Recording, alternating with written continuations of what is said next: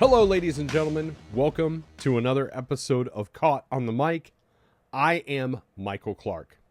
With a background in graffiti, skateboarding, and hip-hop documentaries, my next guest, Bron Theron, is now making feature films. He's made such movies as Primal Rap, Half Dead Fred. He's got one touring the film festivals right now called Pancake Man, and is currently in production on a new movie called Fear Anonymous. He has a great story. We have a great conversation. We spend a lot of time talking about our mutual love of punk rock. I think you're going to enjoy this one. Bron Theron joins me on Caught on the Mic today. As always, listener and viewer discretion is advised.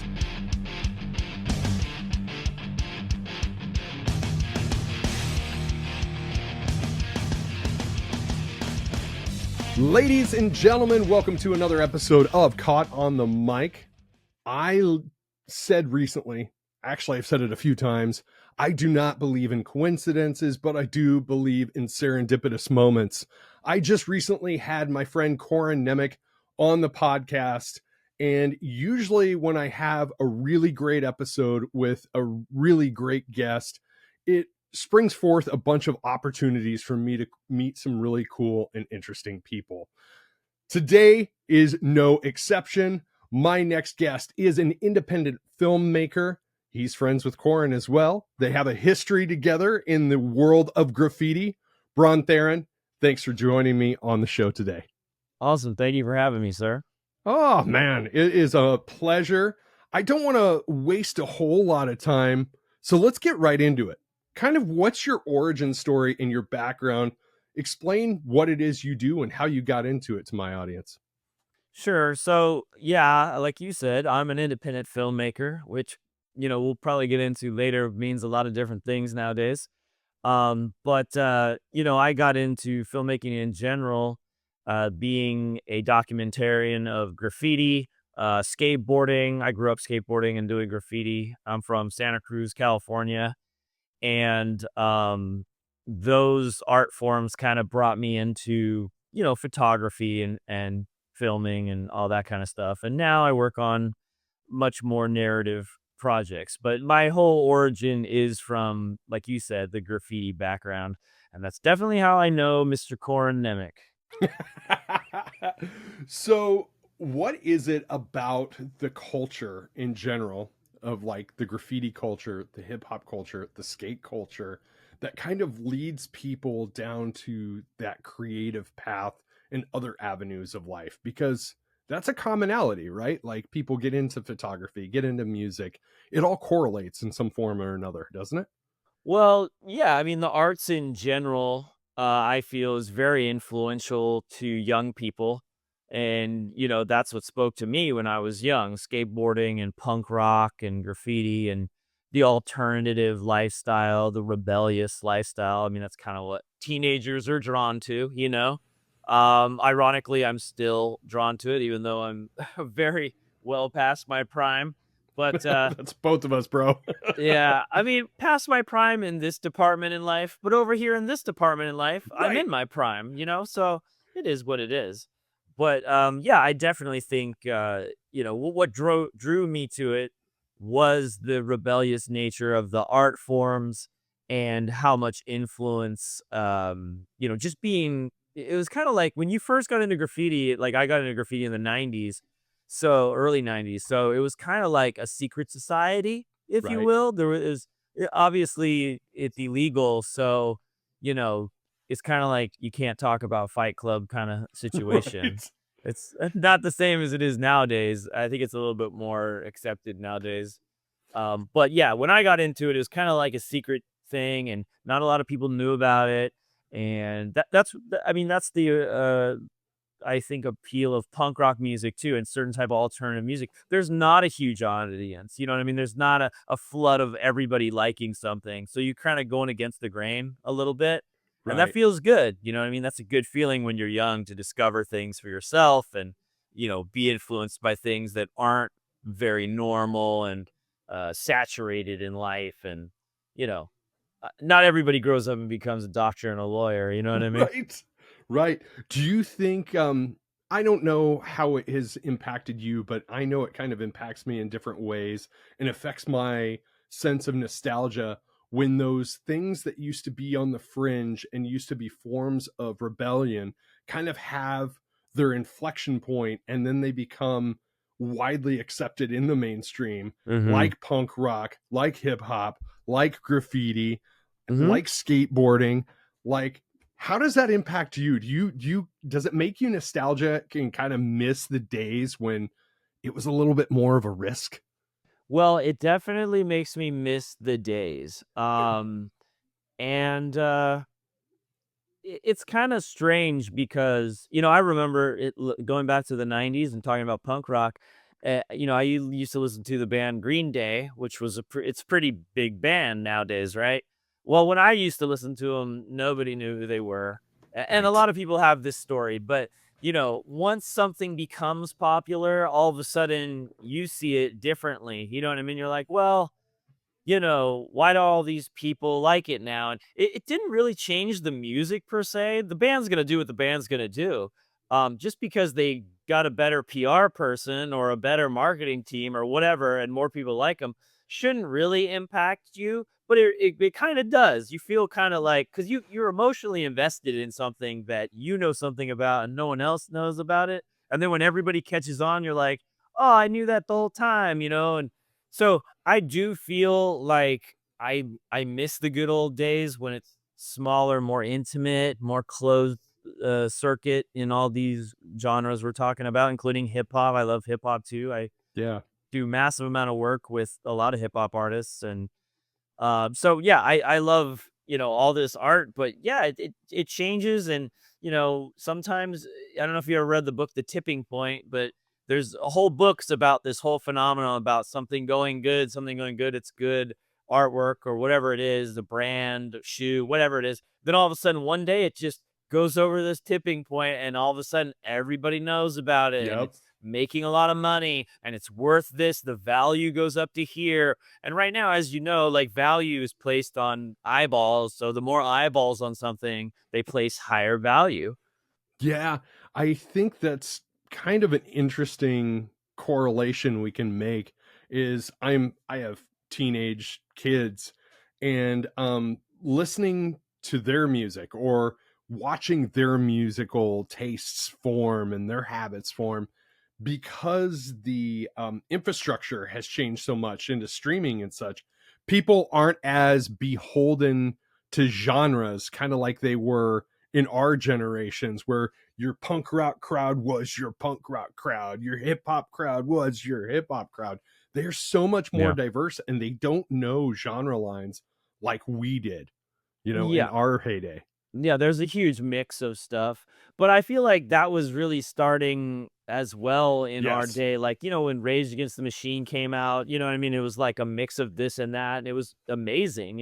Hmm. Yeah, the mixes nowadays, and I have to admit, I'll be the first one to tell you, I don't listen to anything your kids are listening to right now. I do not listen to. You know what I mean? Uh, I don't know, man. I've got a daughter that is obsessed with everything 90s, everything Oh, 90s. oh, if it's in the '90s, I'll listen to it. Yeah, that's what I'm Yeah, for saying. sure. No, no, no. Yeah, I'm talking about all this new stuff like Dude. Trippy Red and Yeah. whatever. All I these. don't touch it with a 10-foot pole either. Like she's doing a cover band right now and she's like, "Yeah, dad, I'm covering like Seether by Veruca Salt. I'm singing this, I'm singing that." I'm like, "Holy shit, how did you find this?" So of course, pat on my own back because it had to have been my influence, right? Right.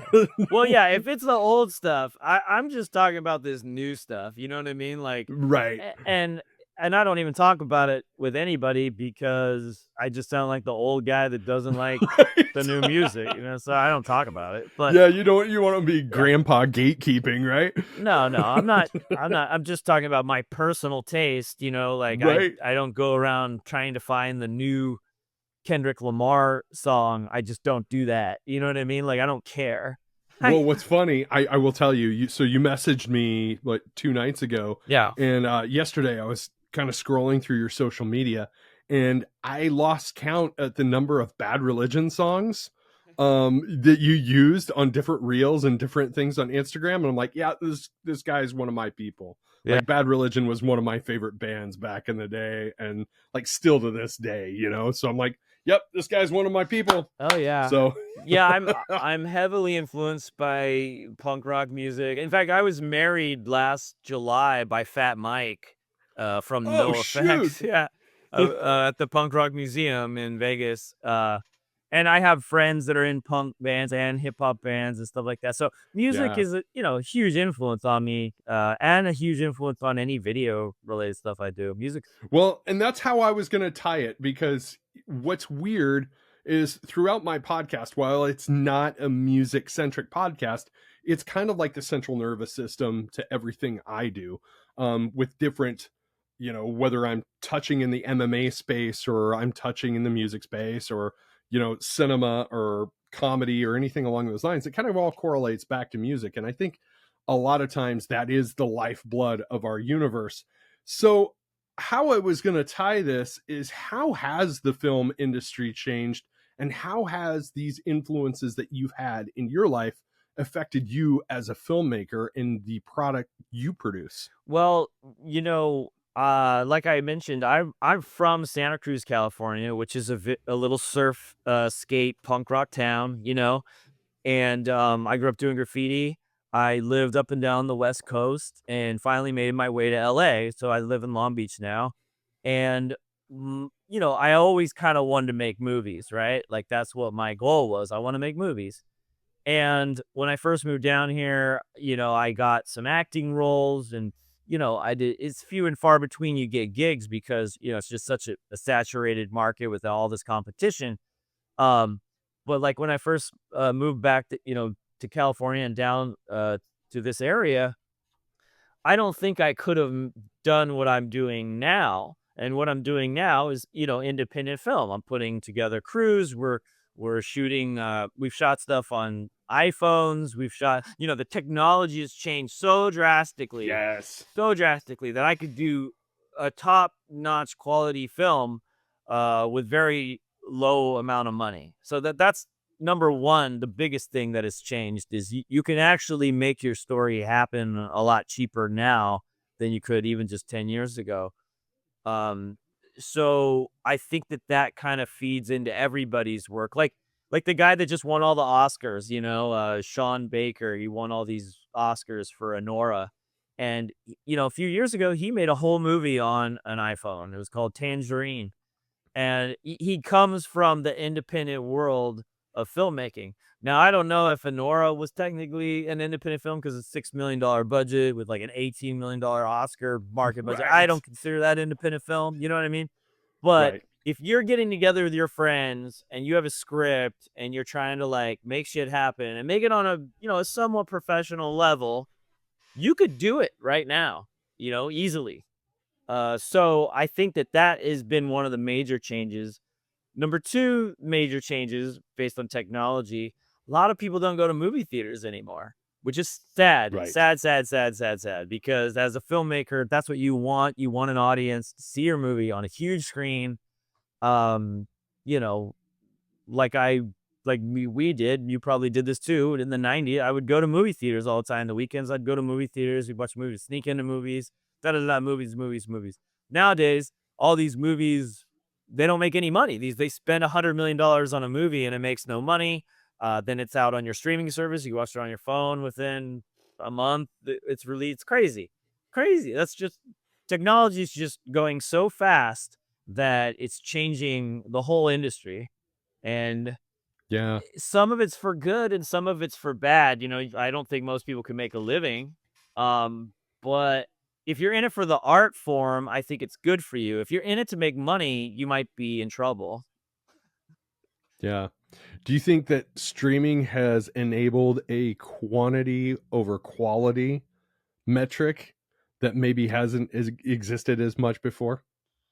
Um, well, I do think that the more content you create, the more you have a chance of winning. And it doesn't Yes. matter what the quality is. It's just more is better. And I think YouTube kind of made it like that. You know what I mean? Because Yeah. Now they have people that they're just famous from YouTube, like Logan Paul and his brother or whatever. They're just YouTubers, like they're multi-millionaires from YouTube and they're Right. celebrities, a YouTube celebrity, if you will. So yeah, that's changed the market a lot. But at the end of the day, if you really analyze filmmaking in general, it's kind of always been like a rich man's hobby. You know what I Right. mean? It's always been that. And if some people made money, then okay. But if you analyze how much money's actually made, it's not as much as you think. So like you read those headlines in the newspaper like, "Oh, Titanic made whatever record-breaking numbers," and I'm sure it did. But they don't tell you how much the budget was for the movie and then the budget for the marketing. Like, one of the rules of thumb is if your movie has to make double and a half times the budget in the theater for it to break even. So so Jesus. think about it. Think about double and a half. So if you spend 100 million on a movie, you have to make 250 million in the theater. No, Right. no movies are making that. Right. They're just not. Right. So, So we kind of talked about like graffiti having an influence, punk rock culture, hip hop culture, and music, but independent filmmaking kind of had a renaissance in the 90s, which really was a spark to fire moment for a lot of people. And I'm assuming it was kind of a spark to fire moment for you as well. Am I oh off yeah. base? Oh yeah. I mean, anybody growing up, I think in our genre in the 90s, if you want to talk about the 90s, I think everybody, even non-filmmakers were impressed from like Kevin Smith and Tarantino and Robert Rodriguez. I was just going to say him. Yeah. Robert Rodriguez is so good. I don't know. Like I don't like all his movies, but his work ethic and his skill and talent level is so Yes. high that it's just like it's very, very influential, very, very motivational. I've actually worked on a couple projects for Troublemaker Studios for Robert Rodriguez, and I was this close to talking to him one time, but I wasn't able to talk to him. But he is a hero of mine for sure. Yeah, yeah. It's funny you mentioned that because I was thinking about, Tarantino, Kevin Smith, and Robert Rodriguez. And I was just thinking the other day, I've been meaning to go back and watch Four Rooms all over again because it's been forever since I've watched it. That's a good And one. that was such a great piece because each of the rooms was done by a different director and the story just ties together. And I was like, God, I gotta show my, like, again, I go back to my daughter. I gotta show her that movie. Yeah, But that one's kind of an anthology in a way. yes, Yeah. yeah, yeah, yeah, absolutely. But I think about what my group of friends watching habits were in the 90s, and most of it was independent film. It was going to the video store and grabbing that obscure movie that there was only one copy of, and then kind of having those water cooler moments the next day discussing it with your friends that haven't watched that. And that's something about film culture that I kind of miss that doesn't seem to be as prevalent these days. Yeah, it's not the same. I guess to match, 2025 with one of those moments would be like a viral video, I guess, Right, right, or a funny meme. If you can make memes or GIFs, GIFs are a big thing. The GIFs, right? right, right, right. My sound guy that's on all my movies, he makes GIFs for my movie projects. And, it's just like a quick like this, you know what I mean? But it's so good because that's how a lot of young people communicate. You know what I mean? They just do an emoji or a GIF or a meme, to reply to people. So I think there is value in that. It's just weird, it's just a new, shorter value than it was in the 90s when you're talking about Office Space. You're like, show my O face. Oh, oh, oh, oh. Like, everybody knows what that is back then, like, well, now I could probably just send a GIF and it means the same thing. Oh my gosh. I'm sorry, but this is another one of those serendipitous moments. One of my friends sent me that gift today. I Really? shit you not. Yeah, he was O listening face. to an episode of a recent episode I did, and it was with a music artist, and they were talking about how much they love David Bowie, but also how much they love Blink 182. And my buddy sends me a text. He goes, Blink 182 and Bowie, and then sends me that GIF. So it's just, sorry, that just caught me off guard. Yeah. Yeah, man. Those are man, I thank my lucky stars for my sound guy. He actually comes up with a lot of marketing stuff because that falls in the category of marketing, like so if you see Yes. that, even if you got something and you haven't seen it, you're like, well, what is this? You know what I mean? It makes you question, Hmm. well, what is this? And now I need to go investigate this and look what this is. So let's get into the weeds of your work, because right now you are on like day 9 of a shoot of a new project called Fear Anonymous. I do want to talk about that. And you're about to do festival circuit with your recent movie Pancake Man. Yes. Let's talk about the concept of Pancake Man, what that movie is about. Sure. So, Pancake Man is a revenge slasher thriller crime movie. It's kind of like the movie Falling Down. If Falling Down with Michael Douglas was Love like it. on steroids and all of a sudden had like a Goodfellas twist to it, and a slasher element. So it's a guy. It starts off very, very, very, very similar to the scene in Falling Down with Michael Douglas where he's trying to get breakfast.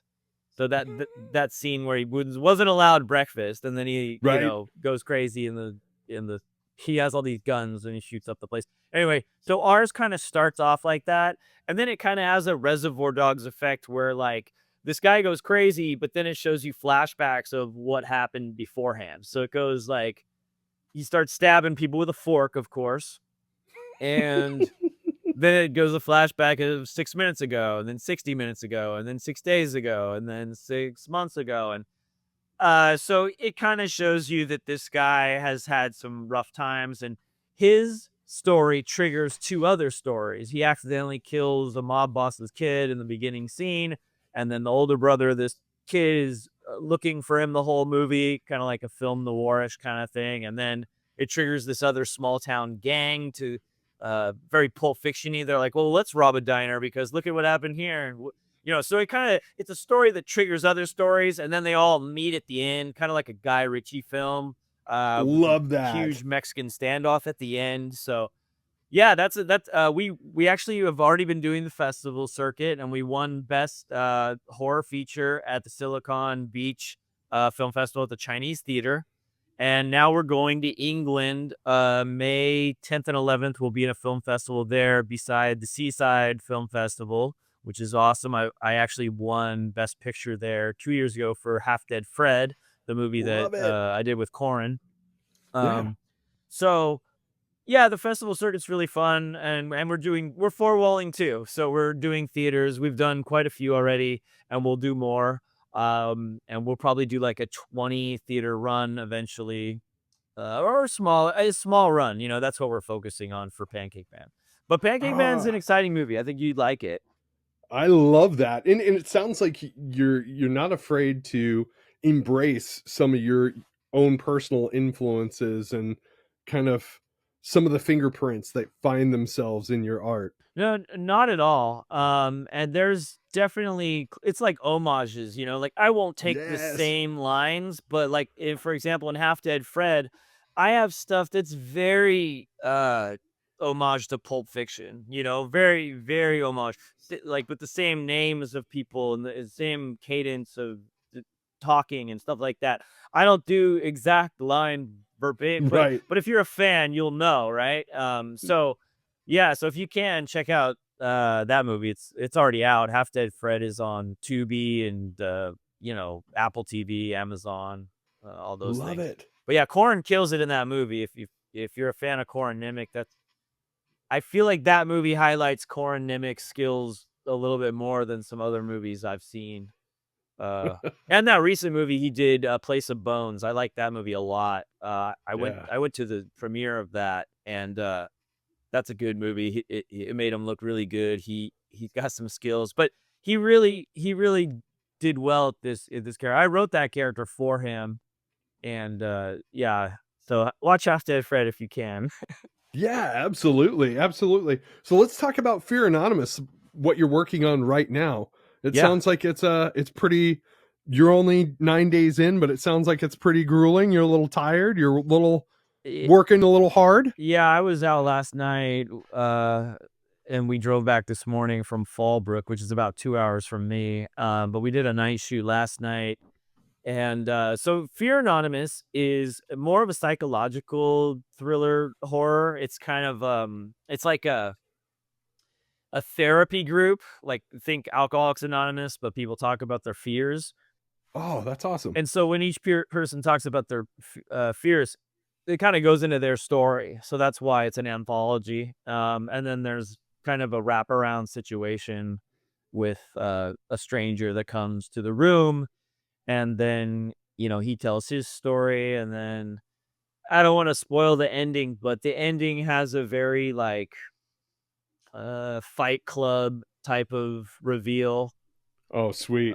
So I'm super into reveals. I like movies that make you think like you're watching something and you think you're watching this, and then when they reveal something, you realize, oh, I haven't been watching this. I'm watching this. And Yes. it's in his mind, and oh, he's the killer, and oh, like I like those aha moments. You know what I mean? I'm the same way. I'm the same exact way. I just recently finished watching a show on Hulu called Paradise. Have you seen that yet? Yeah, my buddy's in Paradise. We just watched that. So my buddy Verlin Roberts, he's in the movie. He plays Brooks in that show Paradise, and Yeah. and he's been actually a producer on the last. He was a producer on Pancake Man and Half Dead Fred. Oh, that's crazy. And the only Small world. it's a tiny But yeah, world. the reveal at the end of the first Yes. episode, I was like, Yeah. holy shit. I Yep. watched it by myself. It made you and want to then- watch it again the next Yes, episode. I Yeah. told my wife, I'm like, I'm not going to watch any more until I can sit down and watch this first episode with you. Yeah. And we ended up binging the whole series in one sitting. It's good. Yeah, it's good. And what's crazy about that is like, he's a little bit newer to acting, my buddy, and I probably would have put him in something, but he joined the SAG union pretty quickly when he moved down here, and so I never was able to put him in my stuff because he's pretty strictly wanting to do SAG work, which is fine, but it kind of limits you when you only do union work. But right. that's a big score. That job that he got on that is a pretty good one, and like you said, the show is amazing.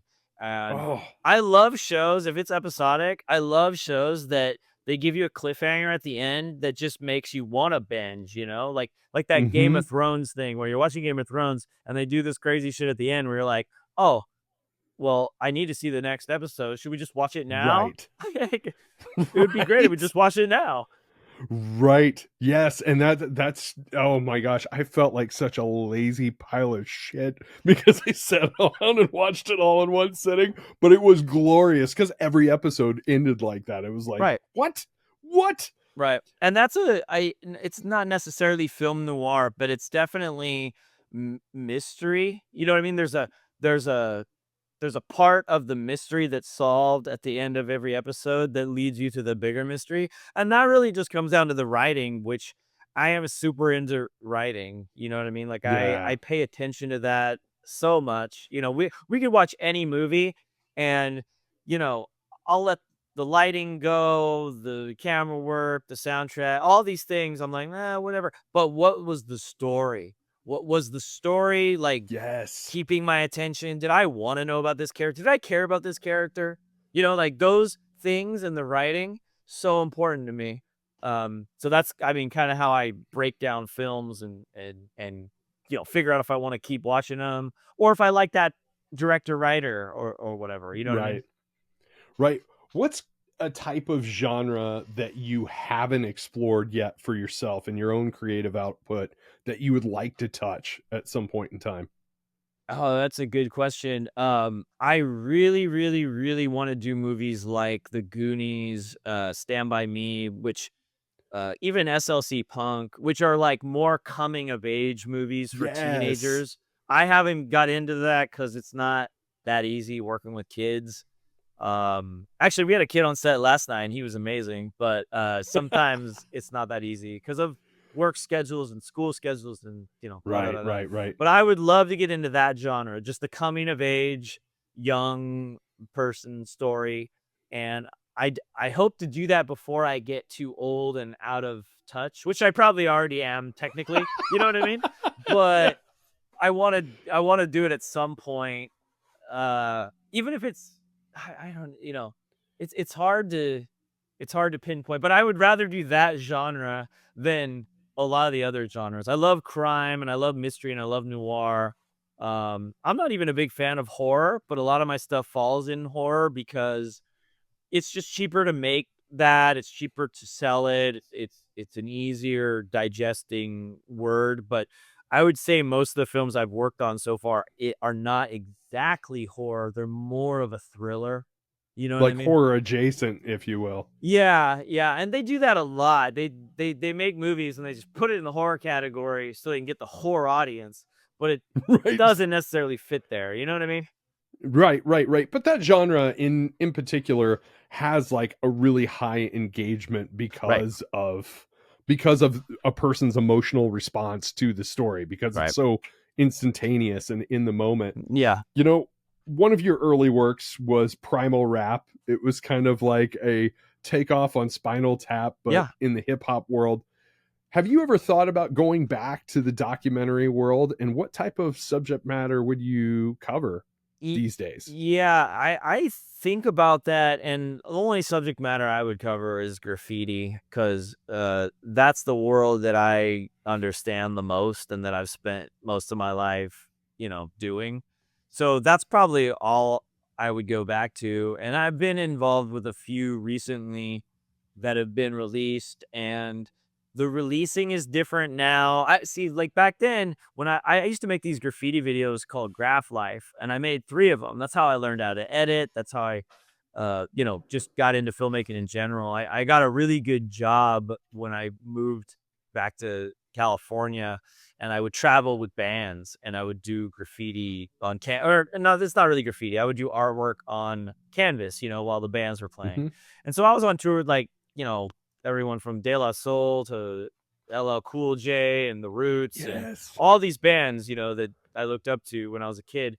And while I was doing that, I was simultaneously shooting this different cities, and then I'd come back home, edit together, this kind of documentary. But it was more like a skate video. You know what I mean? Like back in the day when they had skate videos, it was kind of like fast splash of this and that. But we'd have like, commentary and documentation. And I think I actually interviewed the Far Side when I was on tour with them, and they were part of one of my movies. And so that world was a little different back then because even the releasing and even where it would go, which would be DVD, was smaller. Now I just worked on a few projects that are out and they're on like Amazon and stuff like that. And I feel like the illegality of it is just kind of overlooked now because Yeah. and I think that's like thanks to like people like Vice magazine and other, you know, companies like that really like they go to Guatemala and they go to all these crazy places and interview drug dealers and prostitutes and all this illegal shit.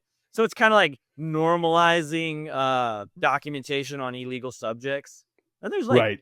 there's shows right now on Netflix and Hulu about weed farming and shit like that. And it's just becoming okay. Long story short, it's becoming okay. So if I don't jump back into the filmmaking world of just graffiti stuff, I think I would be fine. You know what I mean? I think we'd be able to release it better. I think I'd make a better film and all that kind of stuff. So that's probably the only documentation I would get back into, unless it's like a high paying gig. Yeah, no, that totally makes sense. So, since you've spent some time on the road touring with different musicians and such, punk rock guy, hip hop guy, what's your most favorite hip hop song of all time? And what's your most favorite punk rock song of all time? Oh, that's a tough one. Yeah, Of all time?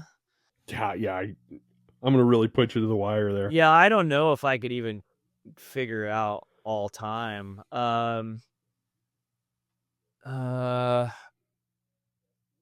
Some of my favorite bands, though, I can just think of my favorite bands.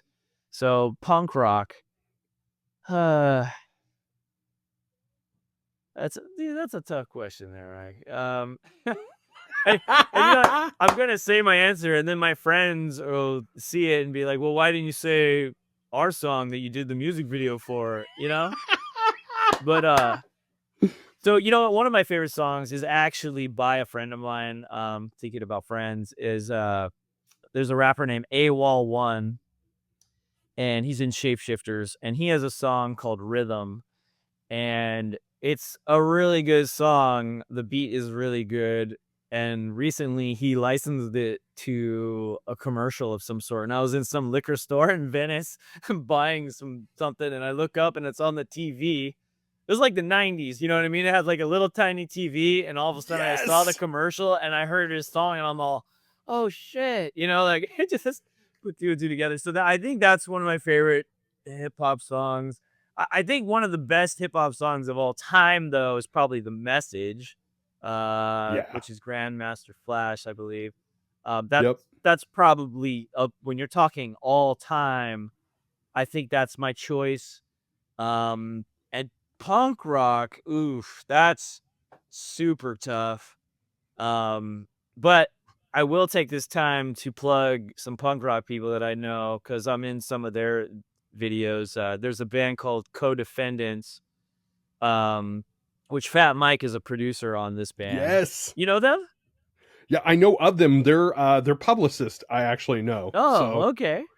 yeah, Cool. yeah. So if you watch their last videos, I was in a couple of their videos. I play Sweet. a cop that kills them at the end of one of them. And it's the one with the DOC, where they brought the DOC Yep. and he did a verse on the song. I think it's called Fast Ones. And I did the artwork for it, and my wife did the art. Me and my wife did the artwork for that music video, and then I got to be an actor in it. But that's a really good band. And my buddy Sammy from that band, it's Sammy and Chesky and Fat Mike from NoFX. And I love them all, even though Fat Mike probably won't remember me ever. But everybody else will. Yeah. And actually, at my wedding, I saw, yeah, I'm the guy that killed, and he's like, oh, so maybe he'll remember me now. See, the thing is, I've met Fat Mike probably 4 times in my life. You know what I mean? Starting from when I was a teenager at Warped Tour all the way to getting married, 30 something years later. So, anyway, that band's a good band. So I fully endorse that band. Go check them out. They're Co-Defendants.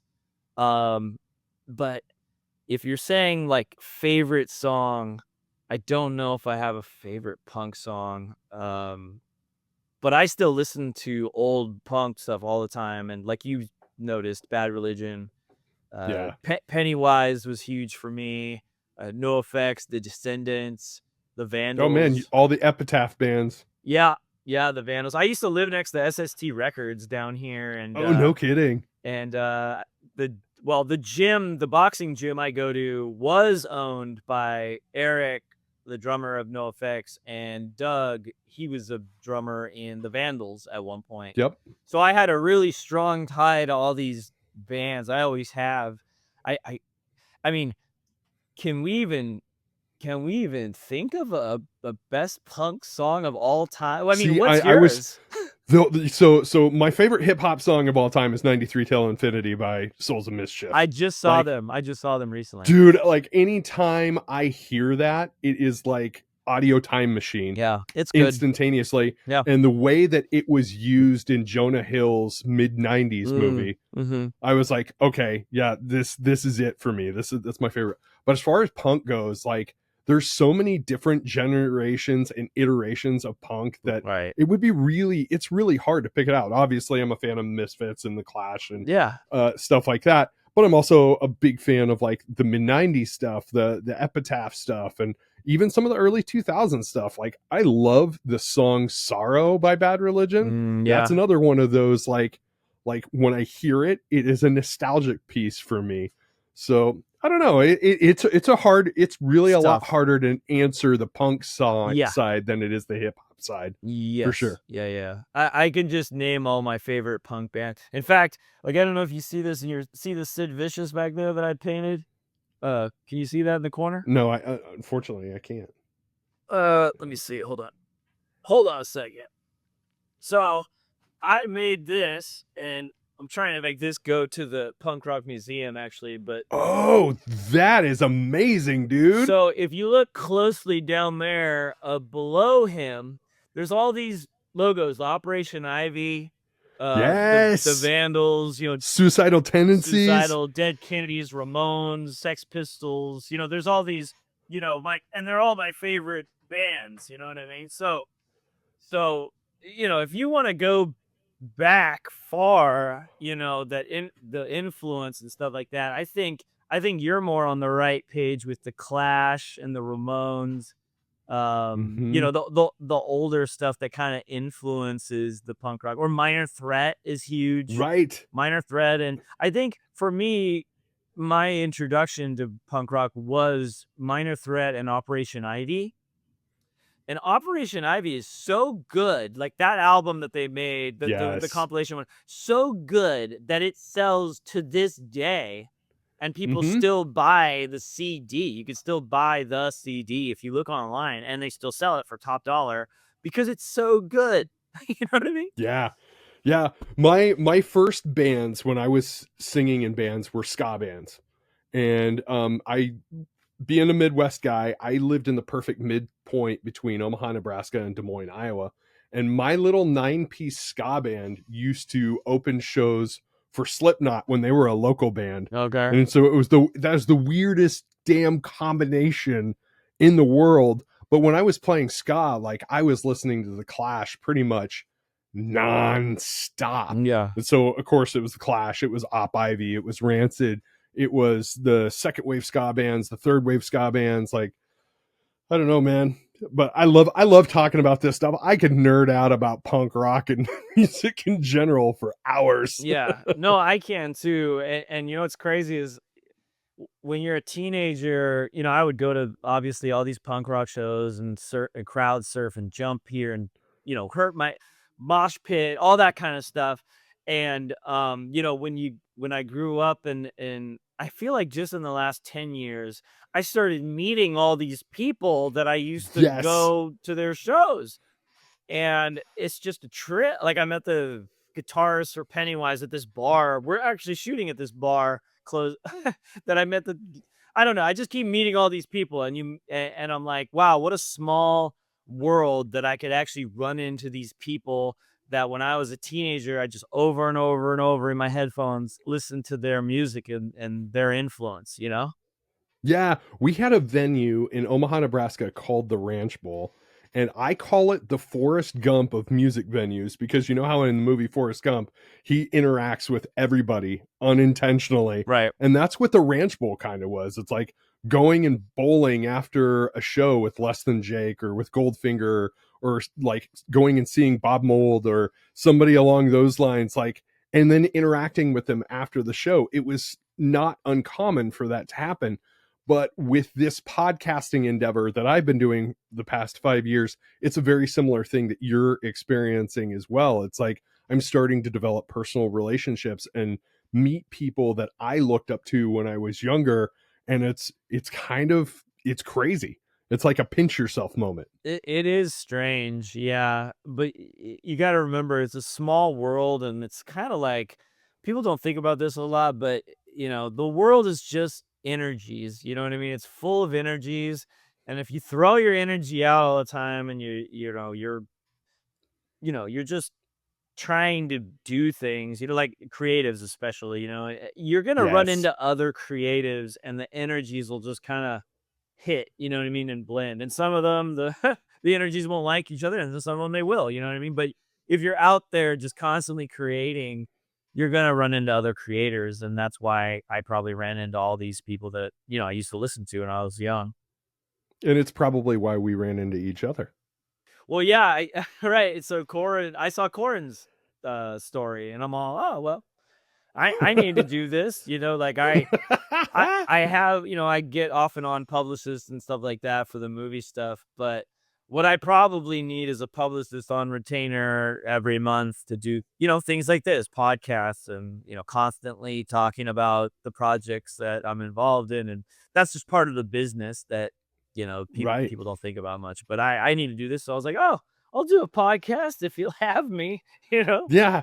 But you know what, dude? I got to tell you, like, for me, it is all about the human experience, kind of the ethos that runs through the caught on the mic ecosystem is I can have musicians, filmmakers, and actors and what have you on the show, but truly it's about the person that's behind the microphone, like how you got from point A to point B and the authenticity behind that. And that's what audiences invest in more than anything else. So, with all of that said, my closing question usually is a curveball, but I love everybody's answer. And that is, what's your advice for making the world a better place tomorrow than what it is today based on your worldly experience? I think if you just treat everything, people, animals, everything in your life the way that you'd want to be treated, I think it's as simple as that. You can make the world a better place just by treating people the way you want to be treated. I think that's I love the that. simplest way to put it. I love that. Tell my audience where they can find you online and your projects, my friend. Sure. So you can find me. I have a small production company called White Ninja Productions. You can find that on Instagram. You could find our movies on Instagram. The movies that we discussed today, Pancake Man, the movie on Instagram. If You're Anonymous, the movie on Instagram. Half Dead Fred, the movie on Instagram. You can find those on Facebook too. We have groups, so if you want to see the updates of where we're showing next, May 10th. Oh no, I'm sorry, we're in England. May 17th here in St. Peter is the next time we're going to be showing Pancake Man at the theater. Yeah, just online social media stuff. That's where you could find me. I love it, man. Well, I'm glad we're connected. And I got to tell you, man, anytime you want to come back and just shoot the shit and hang out, I'd be glad to have you. I've had a lot of fun chatting with you today. Yeah, thank you so much. Next time we'll just do a whole punk rock talk. Yes. And we'll break down like shows that, Yeah, dude, what we need to do is, since I threw that curveball at you, we need to figure out what your favorite 5 punk albums are, my favorite 5 punk albums are, and then we'll talk about them. Okay. Yeah. I could break down like shows too, like, oh, I lost my virginity at this show, and this show I got my tooth chipped from a fight at this show, and this show I didn't even make because I was drunk. You know what I mean? Like I have a list, and they're all like from 94 to 97. You know what I mean? Like, Oh yeah, yep, that sounds about right. 3-year span of just doing dumb shit for punk rock's Hedonism. sake. Yeah, we'll do I that. love it. Bron, thank you so much for doing the show. The world's a much better place with you in it, my friend. Thank you, sir.